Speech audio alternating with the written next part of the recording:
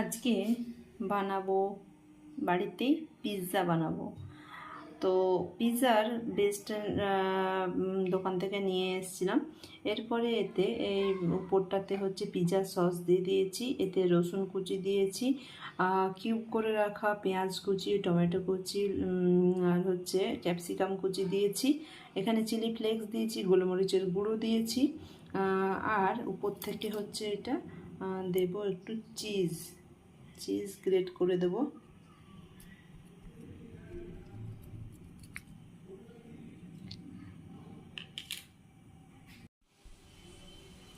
উপর থেকে একটা চিজের কিউব হচ্ছে পুরো ভালো করে দিয়ে দিয়েছি, গ্রেট করে দিয়ে দিয়েছি।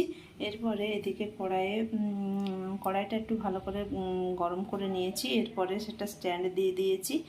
এরপরে এইটা থালা সামনে পিৎজাটা দিয়ে দেবো।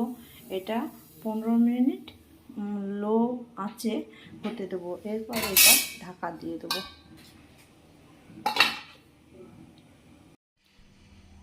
পিৎজাটা আমার তৈরি হয়ে গেছে, এবার এটা নামিয়ে দেবো। উপর থেকে একটু অরিগানো ছড়িয়ে দিয়েছি। ভিডিওটা দেখার জন্য ধন্যবাদ।